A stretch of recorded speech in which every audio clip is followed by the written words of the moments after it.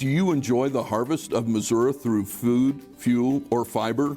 Interested in strengthening your community or making a difference in the lives of others? You're in the right place. This is Stand for Ag with Missouri Farmers Care. Join us for thoughtful conversations around the intersections of farmer, rancher, and consumer interests. Grab a seat, press play, and join the conversation. Hello and welcome back to Season 5 of Stand for Ag.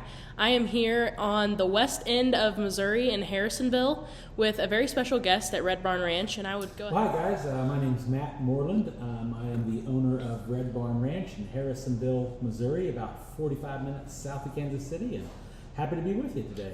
Yeah, so Matt, let's just get kicked off and let the listeners know kind of what Red Barn Ranch is. So what is the history of it? How did it get started? And who are some key players in your team here?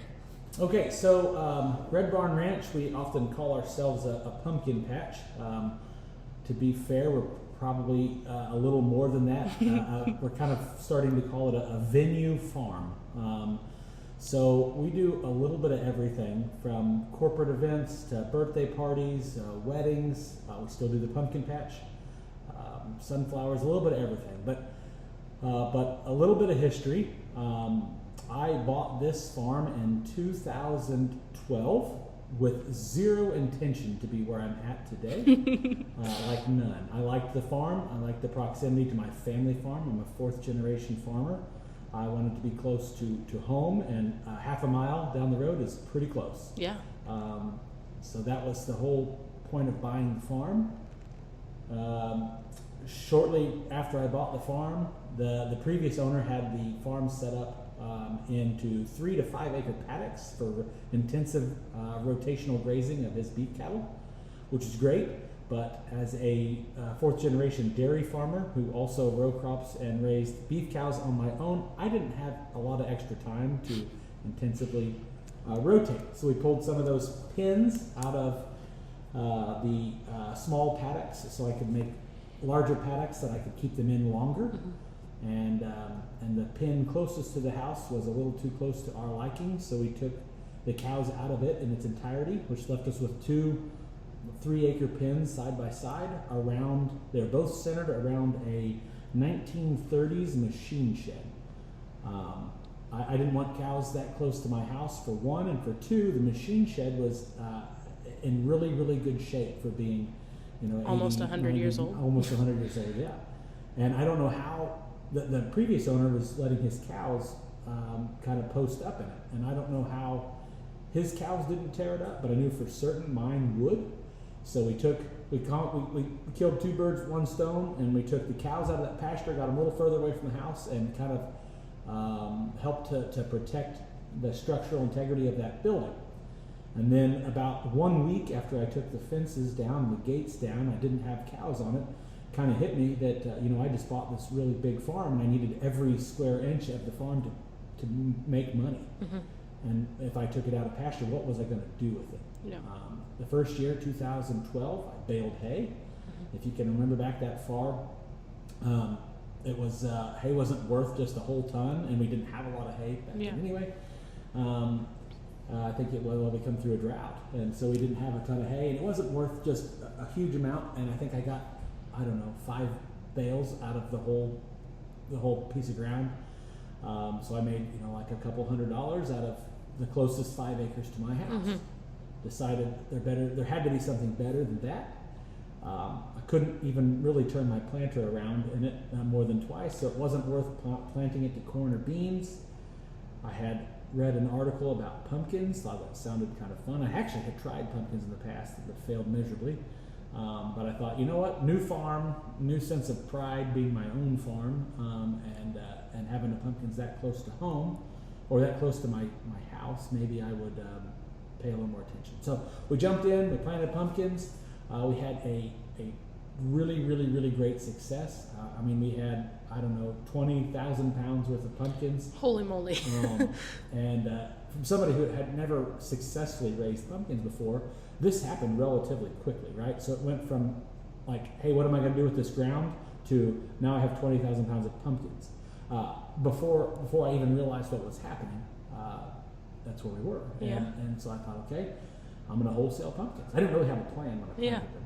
I thought, I'm going to wholesale these pumpkins. So we started picking pumpkins. We washed them, cleaned them, sized them, decided what price we wanted for them, and we loaded them up and took them to Walmart. And I walked in and I said, I need to talk to the produce manager. The produce manager said, how can I help you? I said, I've got 20,000 pounds of pumpkins.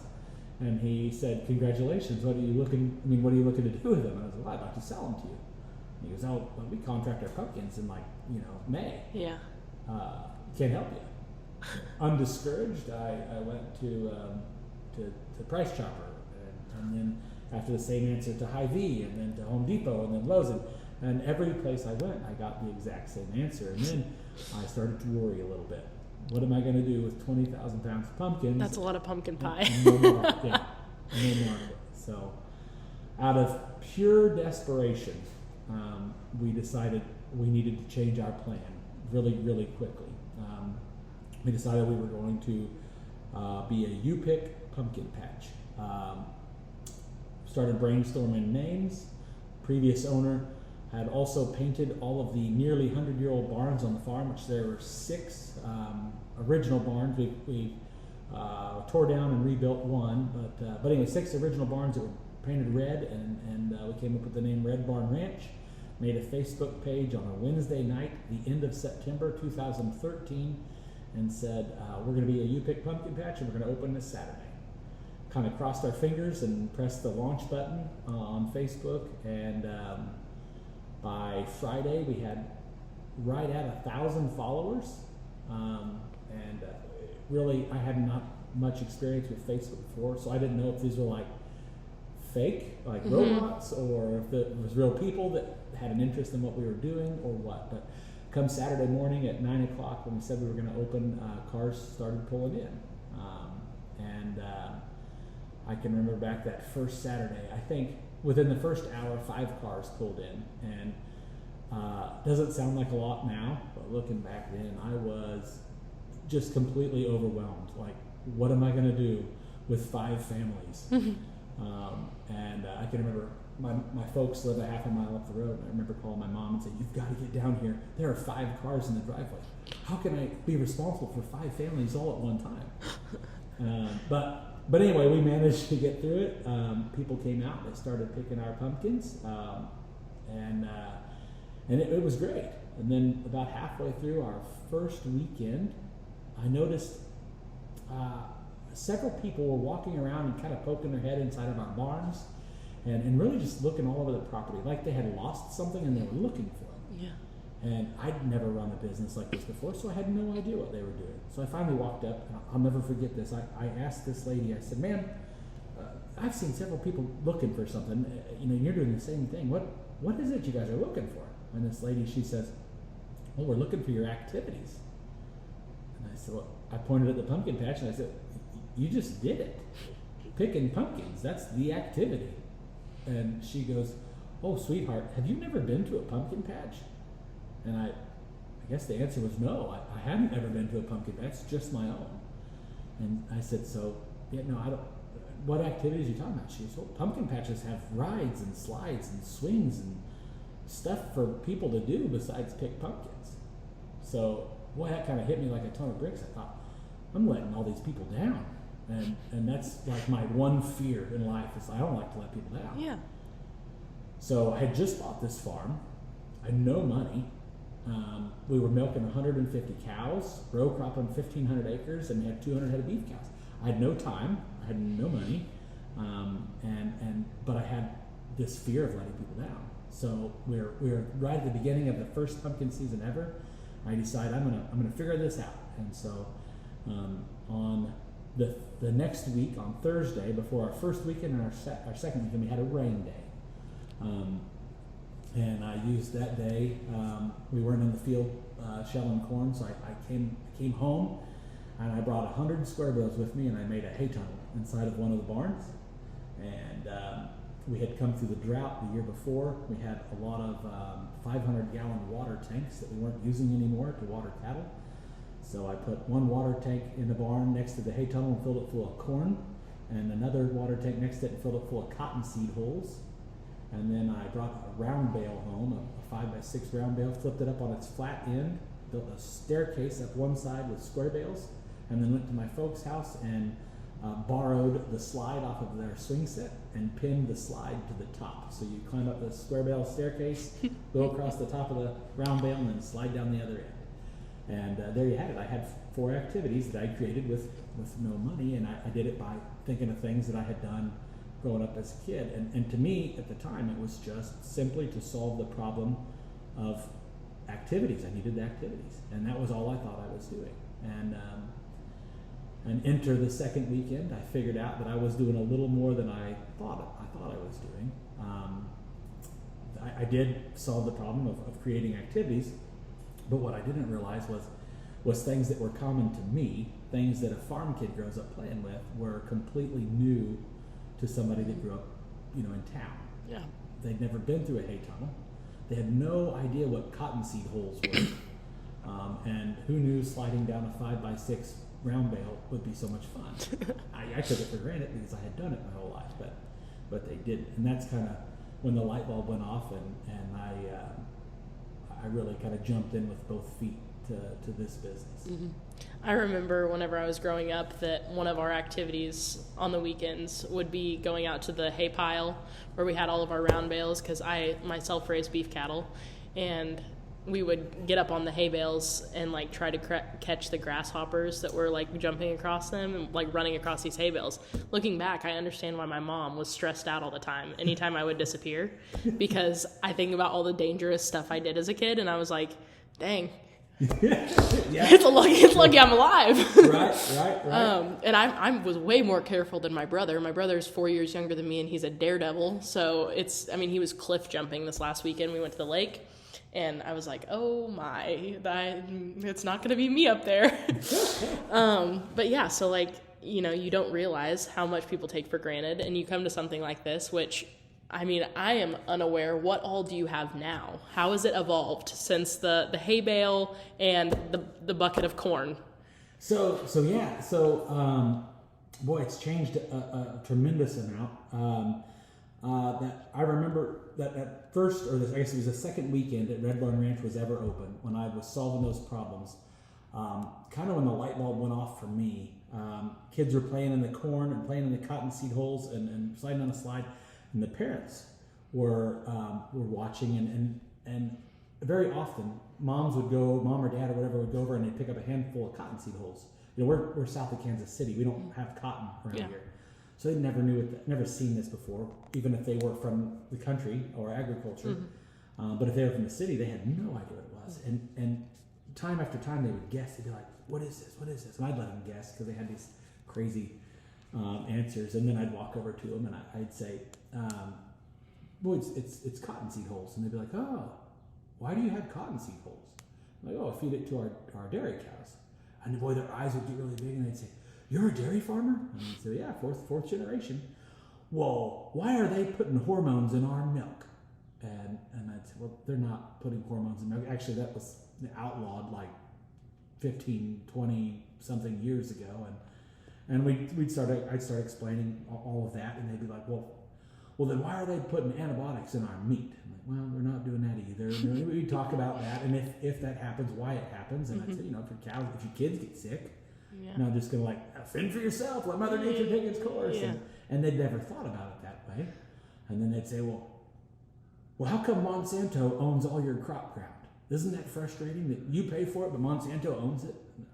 People were out of touch. Yeah. I had always heard that, but I never had a first-hand experience. Mm-hmm. And then it happened time after time after time again on the very first day that I had interacted with people on our farm. Mm-hmm. And so that was when the light bulb went off to me. I thought, you know what?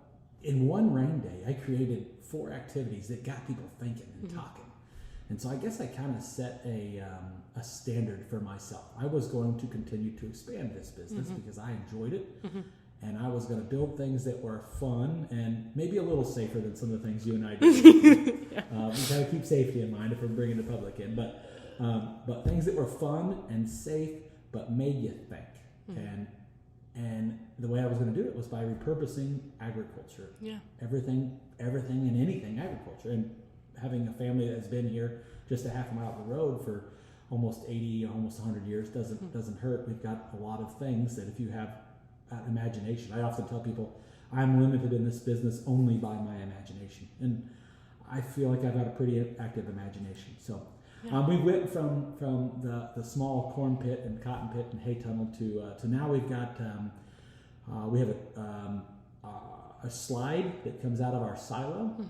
We built a staircase inside the silo that goes up 15 feet and then a tower over our corn maze and our pumpkin patch. Oh, cool. And then you slide down a 7-foot wide, 40-foot long slide that comes down it. We have a cannon that shoots ears of corn, kind of like a missile launcher. Oh, wow. I mean, that's really fun, right? Yeah. We got one of our newer activities. We like to have kind of a play on words with some of the things we build. But we've got a new ride we call the poop shooter. Yeah. I was staring at a couple of old broken down manure spreaders, and I thought, manure spreaders are wide and low to the ground and make great trolleys. So I started repurposing or rebuilding a manure spreader to make a trolley to get people from point A to point B. Ironically, my initial goal was to use it for weddings, to transport people from our parking lot to several different wedding locations around the farm, which I guess I kind of chuckled a little bit because I was taking a manure spreader and turning it into a trolley for weddings. But anyway, when I got closer to the end of the build on that project, my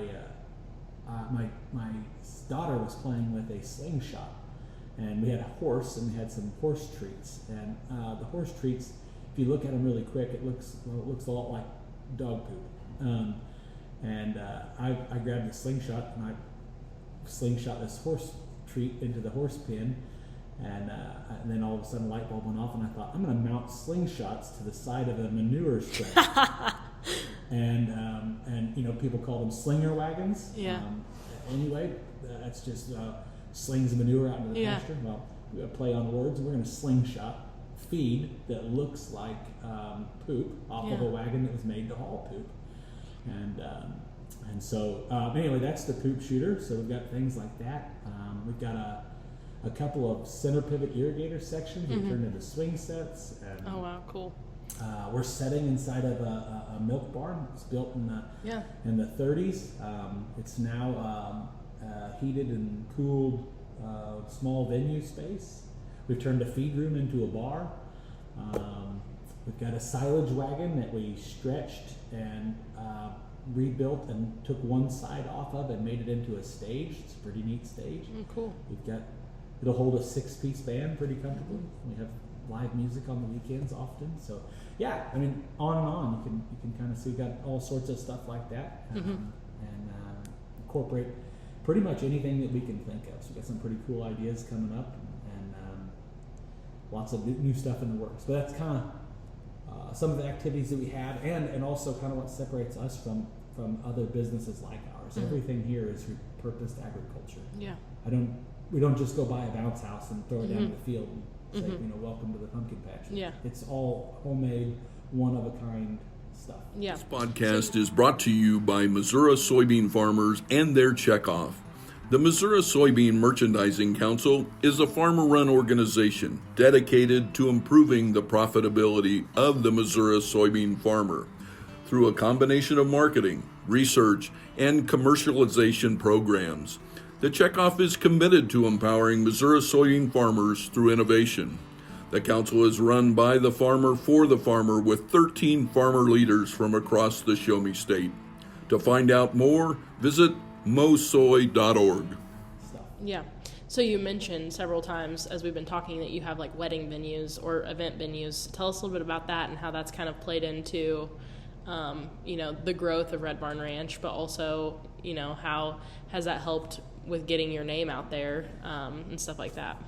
Yeah, so the wedding thing, much like the pumpkin patch thing, wasn't really in the works. As the business expanded, our parking lot had to grow to accommodate more guests. Our infrastructure had to grow. Our ability to take care of people had to grow. We need a place to put people while we're here. And I wasn't really seeking any other business, but one of our customers one day said, we really like your property. Have you ever done any weddings? And I go, no, but what did you have in mind? She goes, we'd like to get married next summer. So I said, sure. I had no idea what to set for a price or anything, but we were able to figure something out that was working for both of us. Mm-hmm. We had a wedding. Somebody at that wedding said, hey, would you do another one? And so on and so on and so on. And so we may as well start doing weddings. And so that's very organic how that came about. All word of mouth. And now we do several a year, depending on the year, but several weddings a year. And it's a totally different clientele from our pumpkin patch folks to our wedding folks. Mm-hmm. So it's really helped to spread the word.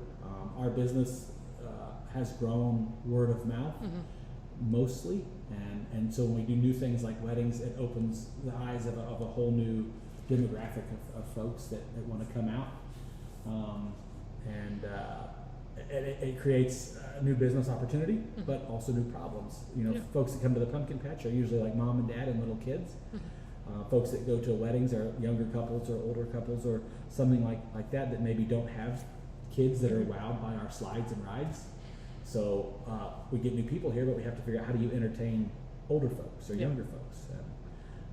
So the business is always evolving, trying to solve the problem of how to entertain everybody, how to make sure everybody has a good time. We want 100% customer satisfaction, whether you're 100 years old or 2 years old. We want you to find something here that makes a memory and makes you enjoy it. Hopefully provides an opportunity to learn a little bit about agriculture. Yeah, that's really exciting. So with the weddings, what's the biggest wedding you've had here, or event? You could even do event. I don't know if all the events you hold are weddings. No. For wedding wise, the biggest we've had is just about 150. So we've not had huge weddings. Event wise, we're open in the fall. For pumpkin season, we open the third weekend of September, and we're open through Halloween at least. Sometimes we open the first weekend in November. Just kind of depends on the year. And we can see 1,000 to 1,500 people a day. Holy moly! So we're a far cry from the size of the huge ones. Yeah. But this doesn't. There's really big pumpkin patches in Kansas City and St. Louis and places like that, but this doesn't feel anything like that. Yeah. Those places feel like worlds of fun. Yeah. So, or Six Flags or something, where this feels like Grandpa's farm. Yeah. So we're pretty proud of that. It's pretty neat to have that many folks come through here in a day. Yeah. So I'm kind of gotten to where we almost expected. If we don't have 1,000 people in a day, I'm almost disappointed. You're like, this is slow. Yeah. Where's everybody at? Yeah. Which, you guys are pretty conveniently located. You're off the beaten path enough that you probably don't have to worry a lot about city traffic, but you're kind of in the middle of everything too. So you have the, more urban population come in. Yeah. We're a mile off of one state highway, 2 miles off of another, and about 3 miles off the interstate. Yeah. But where we're on blacktop, but where we're situated, most people say, man, you guys are in the middle of nowhere. But we're 3 miles north of Harrisonville, and like I said, I can get to Kansas City in, depends on traffic, 30 to 40 minutes. So you said 1,000 to 1,500 people. I think that you would probably need more than just you to entertain those people. So do you employ extra people here? Is it all family operated? How does that work? So we started out with just family. Originally, it was just me, and then I told you, in a moment of desperation, I'd called my mom. You've got to get down here, and then that kind of went into, as the business started to grow. I had some cousins that came down.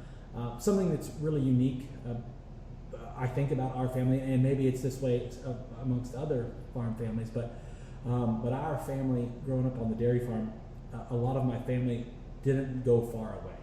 So if you take a right out of my driveway, the first place you're going to come to is the dairy farm. And then it's kind of at a crossroads. From the dairy farm, you can go north, south, east, or west. And just about every house for the next mile, any direction, is family. Yeah. So I've got a lot of family that's really close. And as the business started to grow, they were the first people to step in. First it was my folks, and then it was my cousins, and then now it's aunts, uncles. We get help from everybody.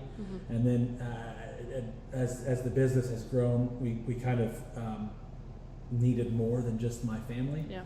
And so now it takes, at the size we're at right now, 12 to 15 is what we need here to run efficiently. I think we got 25 or 30 on our roster to be able to call, but every year it seems like we add 1 to 3 jobs that we need more people for. Yeah. So that's kind of where we are right now. We lean heavily on FFA. The advisors in town say, if you have any kids that want to work in the fall or the summer, please let us know. We've got to a point now where even when we're not open for festivals or stuff like that, there's a lot of phone calls that come in. I can't manage all of the phone calls. I can't return all the emails. So we have somebody that works full time for us that does that. And then I usually have somebody on the grounds most all the time, doing things from trimming and fixing fence or building the latest attraction to somebody is here almost every week working for us. So we pretty much are like a full, real, all the time business. Yeah.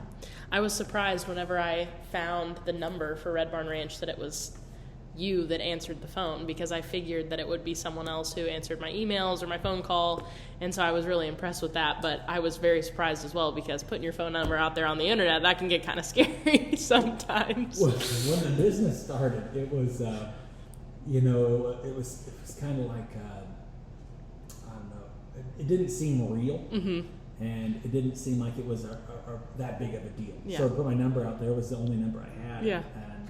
And I like that. And now it's kind of like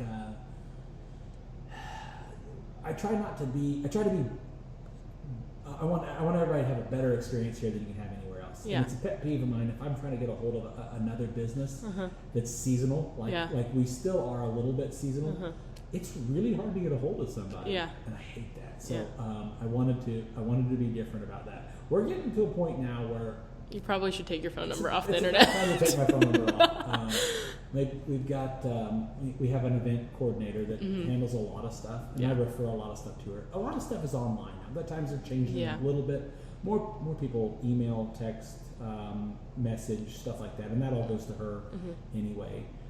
But the phone number is just kind of right there on the teeter, and we'll never take it down, or we'll never take a number down. It just might Maybe it be yours. May not be my number, but I'll always be able to. You'll always be able to get a hold of me. Yeah.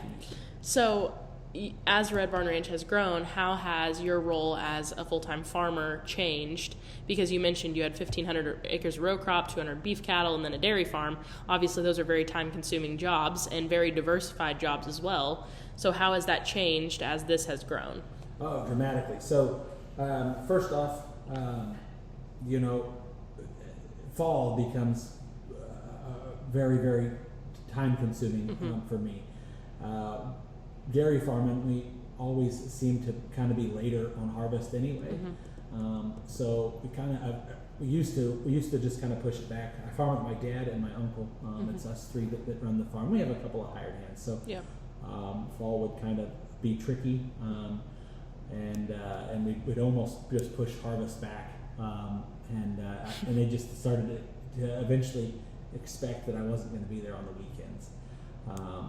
But it was hard to milk cows, and harvest, and do all that stuff. In December of 2018, we made the tough decision to sell the milk cows. So we sold out of the dairy business then, and it was bittersweet. Hated to see the cows go, but it's a tough time anywhere to be a dairy farmer, but where we were situated in Missouri was really tough.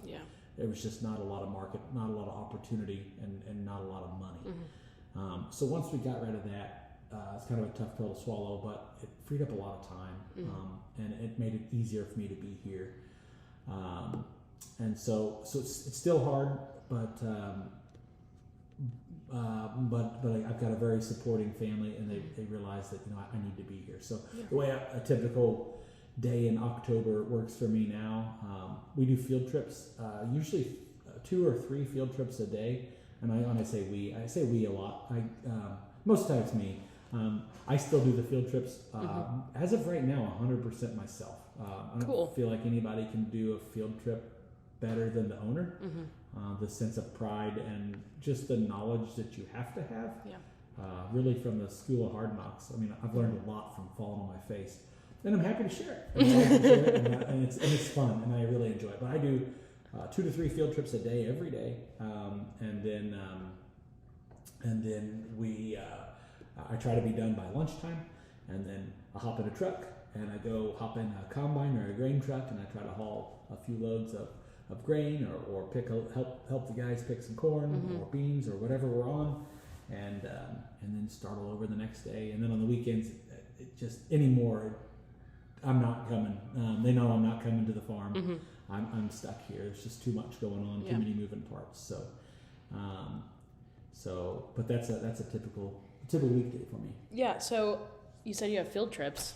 What is the age range there? Like, is it anything from K to 12 or? It's actually anything at all. We've started booking field trips. They're coming in pretty fast now. We have on our website and on our Facebook page, both you can book field trips, and so we're booking up the fall already. Yeah. I just booked a field trip for later this summer for a senior group. Senior as in like 55 plus. Yeah.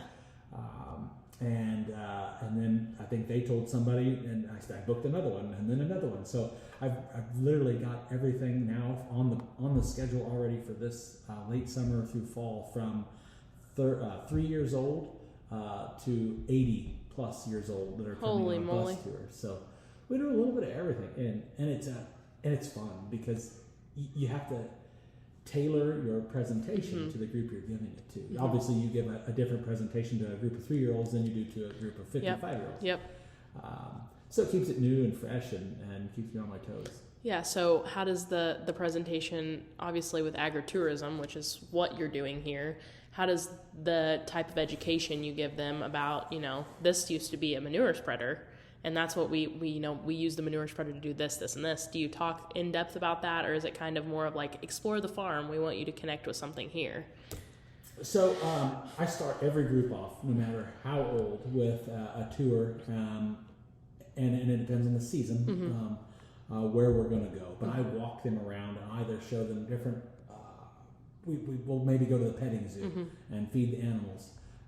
And then go to the slide, or go to, like right now we have sunflowers, we have 4 acres of sunflowers. We'll go down and look at the sunflowers, even if they're not blooming, because a lot of people have never seen a sunflower when it wasn't blooming. Yeah.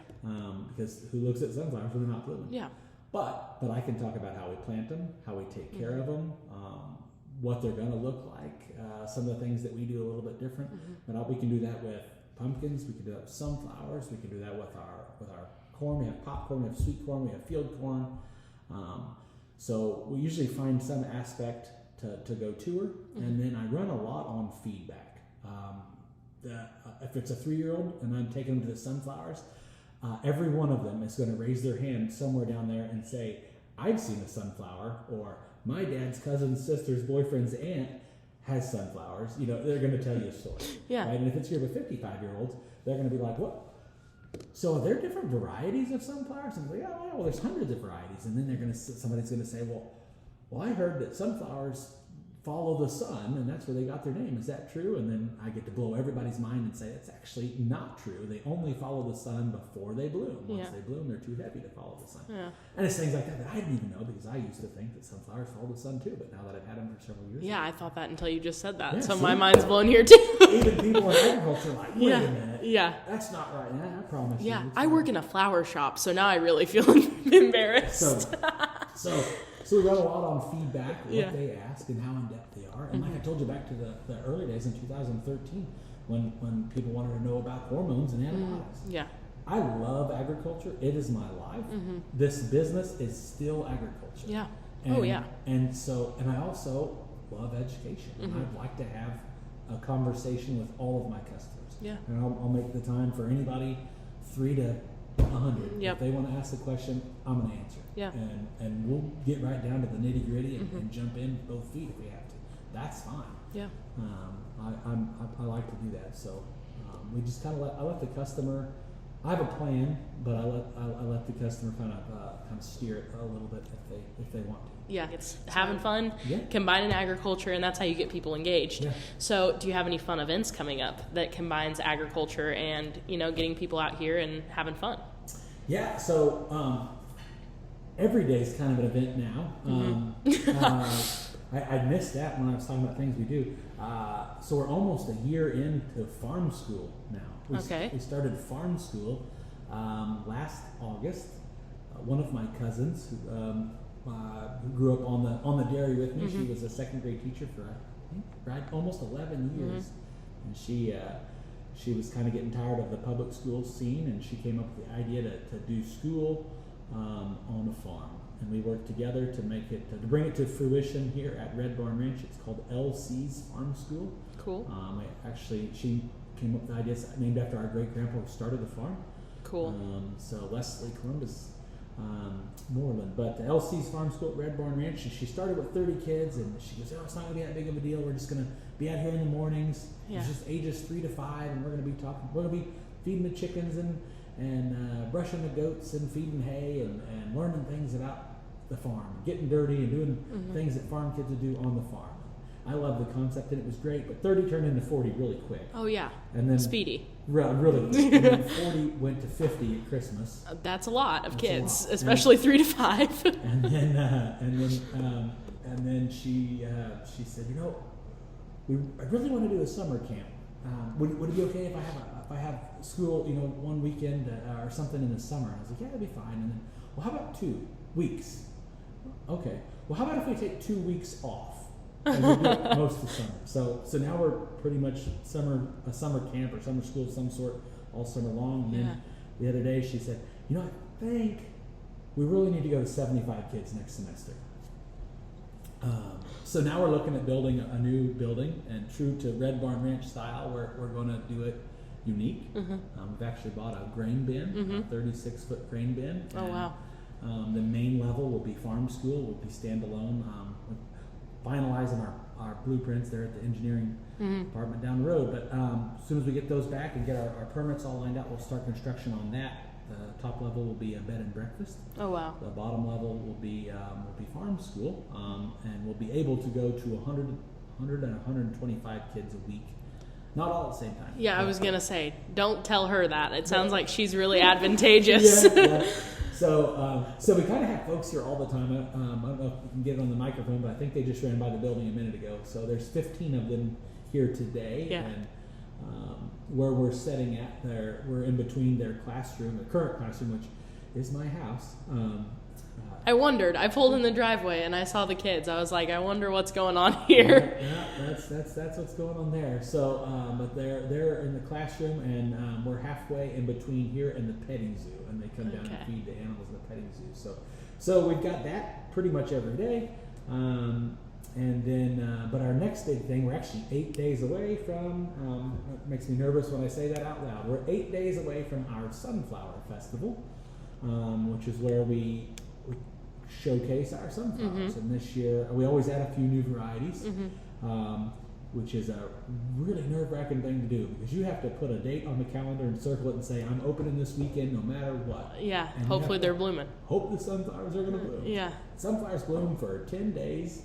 Typically, and we're going to try to have a 2-weekend event this year. So I'm praying for you. Really pushing our luck. As of right now, I have 1 sunflower open, which is great, because if they were all open, that means it wouldn't make it to the 2 weekends.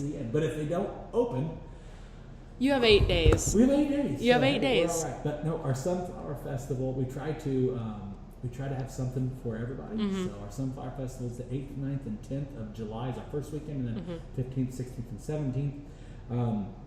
If you come out to the Sunflower Fest, you're going to find snow cones, you're going to find ice cream. We have barbecue, which is from the beef that we raise here on the farm. Oh, that's awesome. So really, really cool. Actually, some of the family cooks it even. Cool. And what used to be a grain bin, we held grain in on the farm. It got a little too small. We brought it to Red Barn Ranch and turned it into a cook shack. So we reuse everything agriculture. Yeah. We'll have live music on the silage wagon stage. The old feed room in the milk barn, which is now a bar, will be open. We'll serve wine and beer. We'll have a sunflower maze if you're brave enough to go through the maze in the heat. And we've got a botanical sunflower patch this year that'll have 8 different varieties of botanical sunflowers that, Oh, wow. that will stay alive in a vase for more like a week. And then we've got sunflowers open all over the farm. All of our slides and rides and attractions will be open. And then on our Saturdays, both weekends, we have a maker's fair. We'll have craft vendors out there.